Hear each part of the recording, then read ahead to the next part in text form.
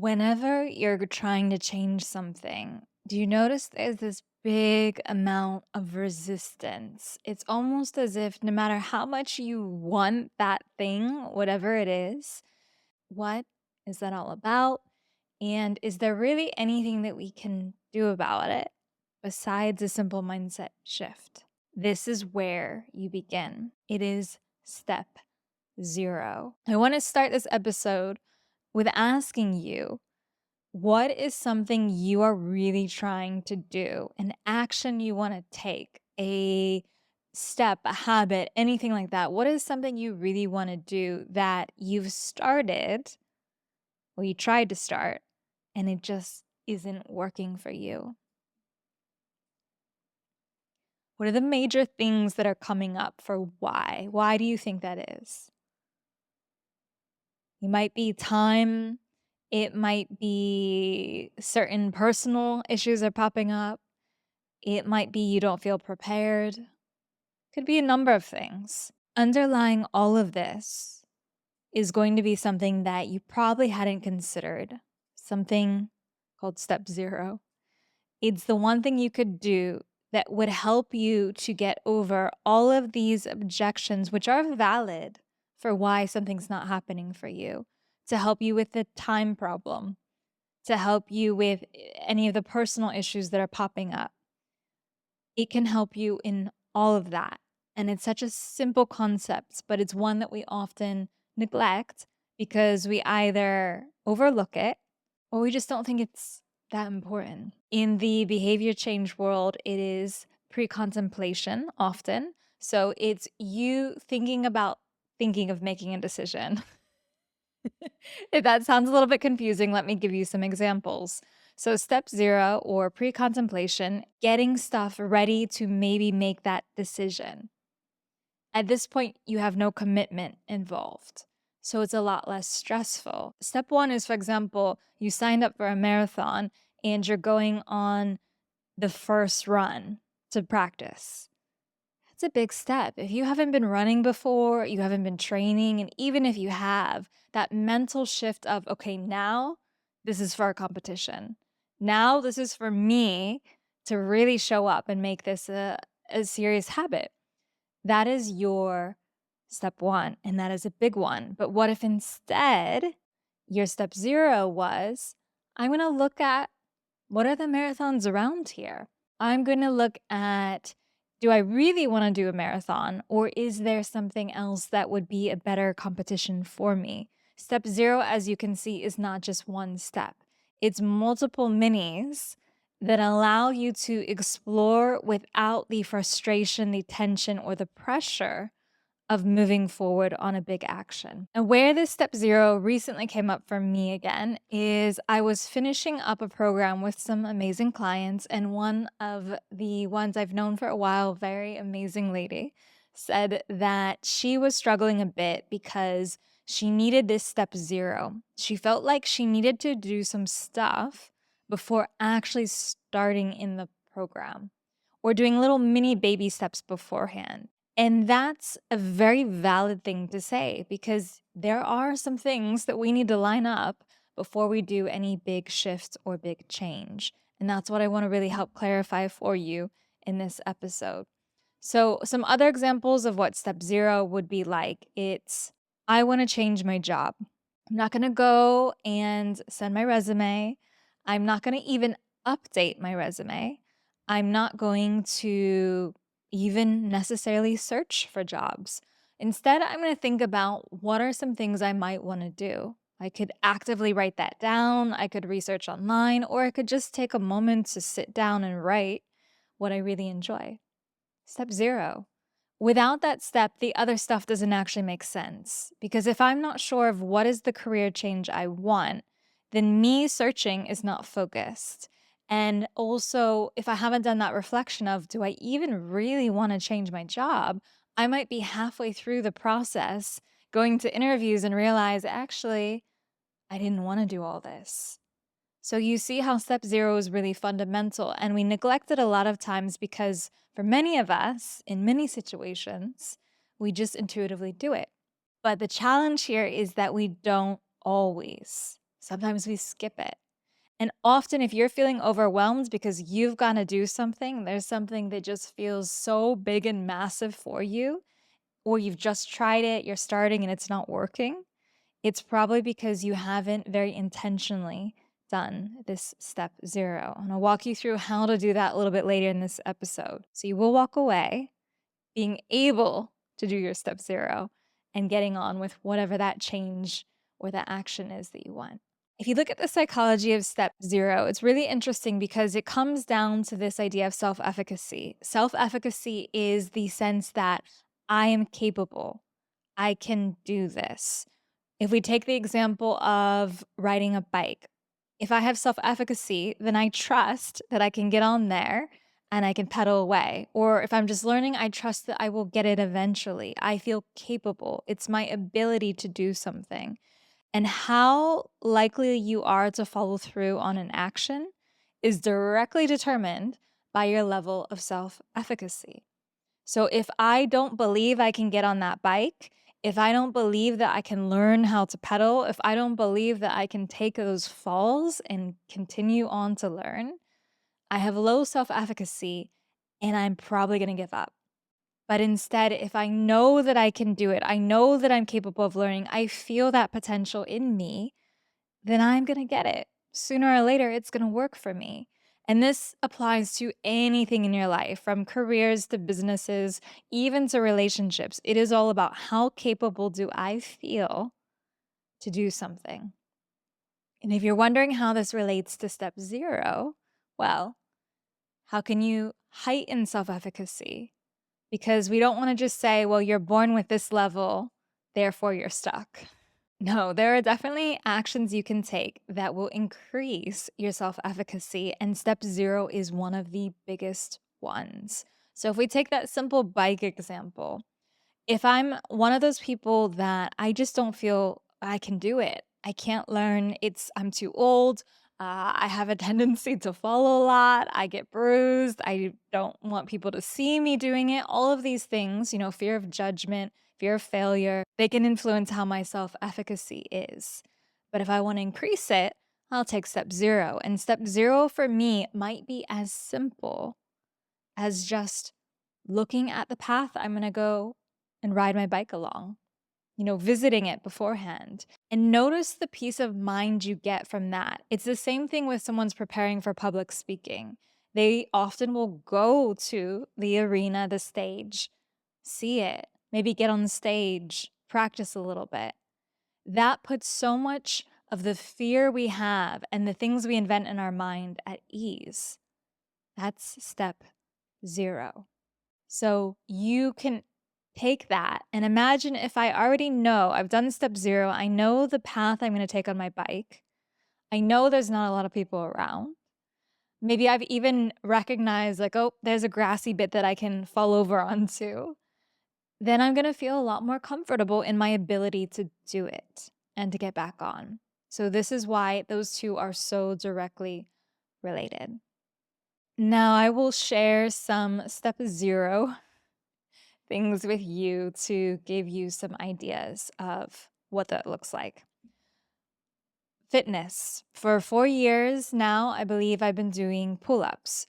When I first started to do them, in fact, I had thought about doing it for a long time, and thinking about doing something is not the same as step zero, okay?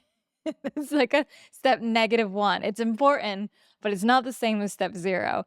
You have to have a very active thinking process. So I had been thinking about doing pull-ups for a while in that, oh, I want to do them, I want to learn. But I hadn't been thinking about how will I maybe learn? What are some methods? Where would I practice? That's step zero. And once I started doing that, it became a lot easier to move through the next few functions of what will happen. Same thing goes for when I first started running. I had done nothing in fitness. It was very overwhelming and scary for me. I was in my late teens and I was going to be running along a major road where people from my school would see me, and I didn't feel comfortable in my body. So you can imagine all of the blocks and mindset stuff that could have stopped me from taking that first run. Fear of failure, fear of judgment, all the usuals.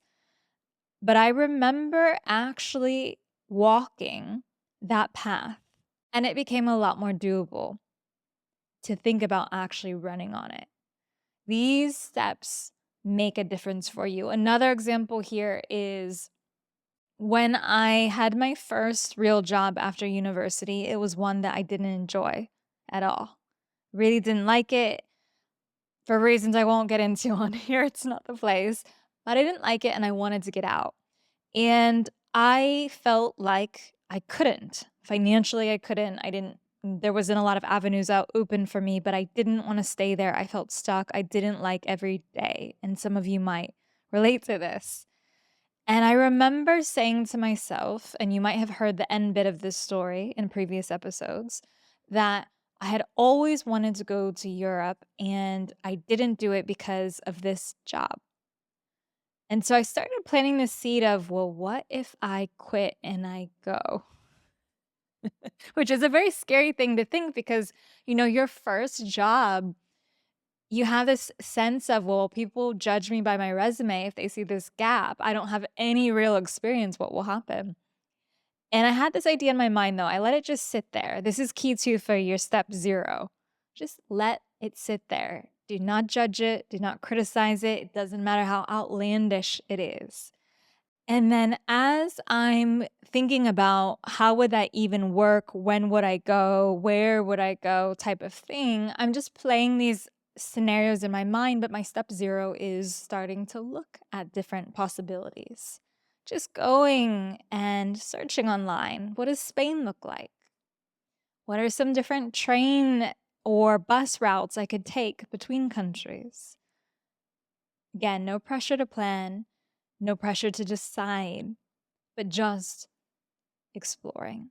And that led to me eventually buying a ticket, planning a route, and then giving my 1-month notice and leaving. A decision that it's now over 15 years, and I do not regret that at all. Do not regret that decision, and I'm so happy I took that step 0. So this is kind of what it looks like. It is the intentional thought process or intentional research without a lot of criteria or expectations that allows you to play with a dream, with a change, without that pressure.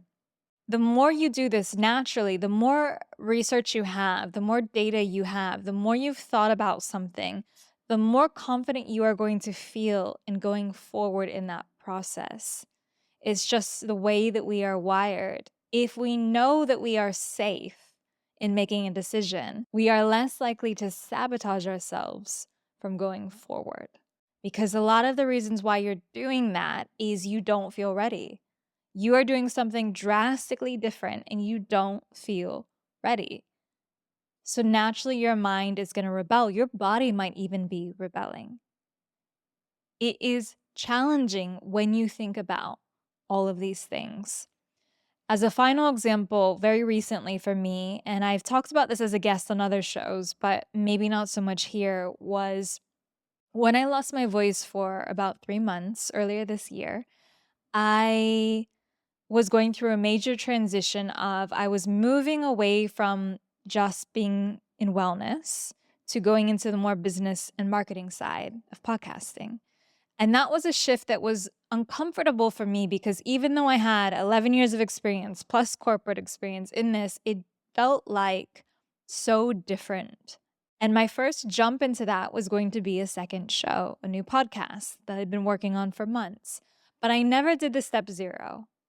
I never did that reflection of, okay, what is it going to look like when you first start? I had this condition come up, which escalated where, my throat was constricting and I couldn't speak without pain.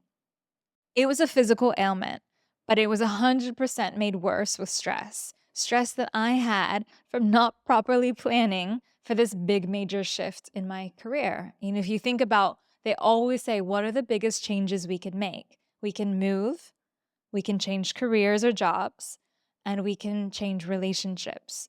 Those are the 3 biggest shifts that you can make, and they come with a lot of emotional baggage to get through. And if you just jump into them, it's going to get you in some way. So I said mentally, emotionally, but also, as you saw in this example, physically. So if you're finding that I'm just not getting it, the It could be this.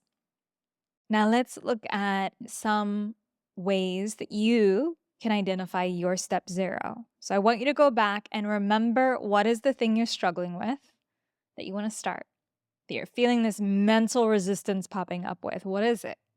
Hold it in your mind. What is the step zero for that? What is the small, low pressure thing you can do that would help you feel more prepared for step one? If you're not sure what it is, that's okay. We're going to go through some of your historic decisions to help you figure out what this one might be. So think about a time that you made a change in your life. What was the very first step you took to put that process in motion? Whether it was a relationship, a job, moving country, moving city, moving house, what was the first thing you did? Now hold that in your mind, that first thing. What was the thing before that? So, for example, if you were moving apartments or moving house, you might say, my first step was to look for other houses, but probably it wasn't. Probably before that, it was having a conversation with someone, friend, partner, whoever, about moving. Or maybe it was reading something about moving. Maybe it was hearing about a new neighborhood, investigating there. That is your step zero. Next, going back to the thing you're struggling with now, tell me again, you can say it out loud or in your mind, what are the barriers that are stopping you from starting? The time, the etc. List them all out. Pick the one that feels the hardest. Could be time, could be something else. What is one small action you can take to go around that? To maybe not eliminate that problem, but make it a little easier. And let's go even smaller. What is the step before that? So if you tell me your objection is time, I don't have time to do this new thing, then you might say, my step one is I'm going to put it in my calendar. But what about step zero? I need to actually look at my calendar and see, how am I using my time? These are the step zeros you want to consider. Now, this is another one to really get you moving forward. If you are not driving, walking, etc., close your eyes. If you are doing those things, just focus on my voice here. Imagine that you have achieved this goal, whatever it is. If it's running the marathon, if it's moving the job, if it's changing the home, etc., the relationship, whatever it is, imagine in your mind. In this scenario, what was the first thing that you did to start that train of motion? Let it come to you. Doesn't have to be the same answer as what you said before. It might actually be different, and this one is probably the one to focus on. Again, side question, is there something that you would do even before that to get you on this road? Next question. This is one I really like because it's something we often don't do. I want you to look at the skills, the resources, your strengths that you have that allow you to achieve the things you're doing, because there's something in your life that you're doing very well. There is something that is not hard for you. There is something that other people might struggle with. You have at least one. Think of that thing and what are the strengths around it? What strengths do you have? Are you a really good scheduler? Are you very creative? Are you someone who is able to inspire other people and get moving towards an action? What's your one? Let's call it superpower. Now, how can you use that towards this one mini step zero? As an example here, something that I always got told as a superpower for me was being able to inspire people to feel like they could do anything, which at first glance doesn't seem like it would be something that could directly help me towards something, right? It's helping other people. But if I look at that skill, I can see, okay, what is it that you do You create enthusiasm around a change. Well, that's something I can do with a big shift. Maybe I want to run a marathon, but I'm terrified. Like, how can I create some excitement around that? Can I make it in another country? Can I invite a friend to do it with me? Can I create a new, fun, different training plan around it? Or maybe see a different part of my city or town? See how I've taken something that is a natural strength for me and I've applied it to this new goal and step 0. What does that look like for you? Now, last question, and this one might require you going and doing an extra step after this conversation, after hearing us. Think about someone else who has done what you want to do that you know.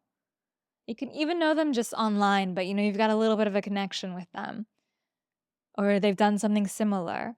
What was their step 1? And if you're not sure, after this episode, ask them. Ask, what was the very first thing that you did to get on this path? And then you can say, what was the step before that? I'm learning about this thing called step 0. What was it before this? And then use that for inspiration. I always believe that the fastest way to do something new is to learn from someone else who's already done it. So if you can find someone who you know, however you know them, and ask, that will also help in your journey. Thank you so much for listening. I know that this is one of the tiny building blocks that will help you, and I hope that you take it into your mind and you use it and you act after this episode today. And I'll see you in the next one.